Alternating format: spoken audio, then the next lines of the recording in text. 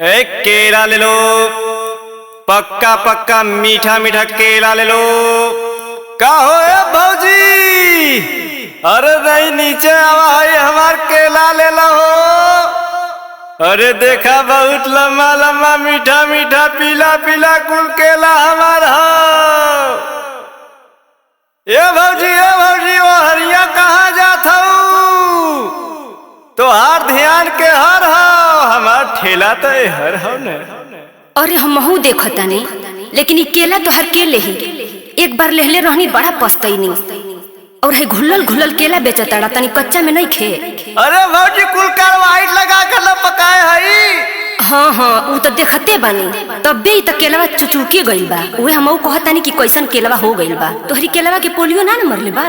अरे भौजी के पहले चेक तो कर, तब न समझ में आई कि केला तोरे लायक हो कि नहीं हो। अच्छा तो दे दो एक दर्जन, तनी टेस्ट करके देखी।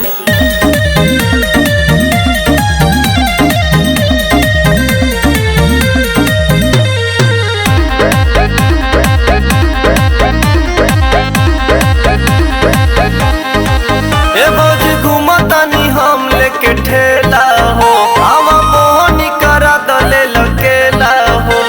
ई वाला ले अच्छा पड़े। ए भौजी घूमतानी हम लेके ठेला हो, आवा मोहनी करा दले लकेला हो।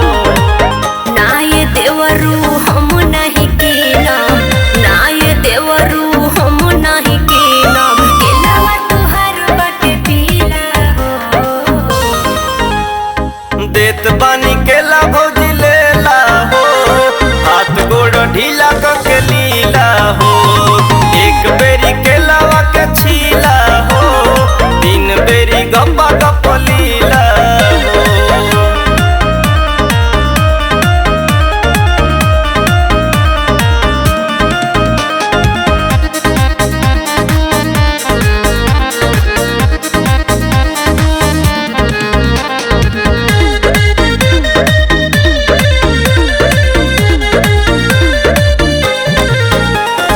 बात करो रह तनी दूर हो, मुहम्मा में केला जनी हुरा।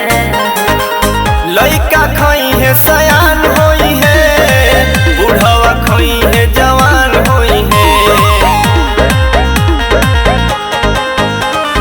बात करो रह तनी दूर हो, मुहम्मा में केला जनी हुरा। लइका खई है सयान होई है, बुढ़वा खई है जवान होई है।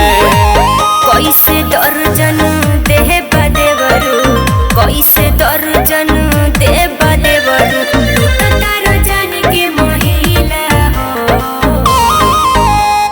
देत बानी केला भौजी लेला हो, हाथ गोड़ ढीला करके लीला हो।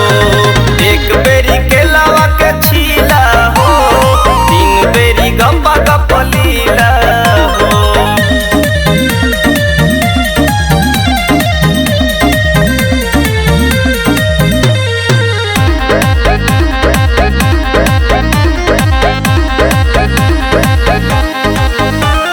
कटे नाही रतिया अकेला हो, एही खातिर लेत बानी केला हो। अनिल के नसेज पे सुतावेलू, कमलेश के बहुते सतावेलू। अरे हमरे केलवा के ना पाई रे भौजी।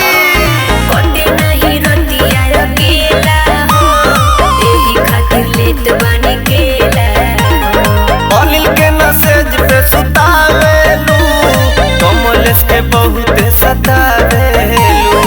त्रिभुवन पियावा बिहीन हमरो, त्रिभुवन पियावा बिहीन हमरो, तुबा करे कटर ढीला हो।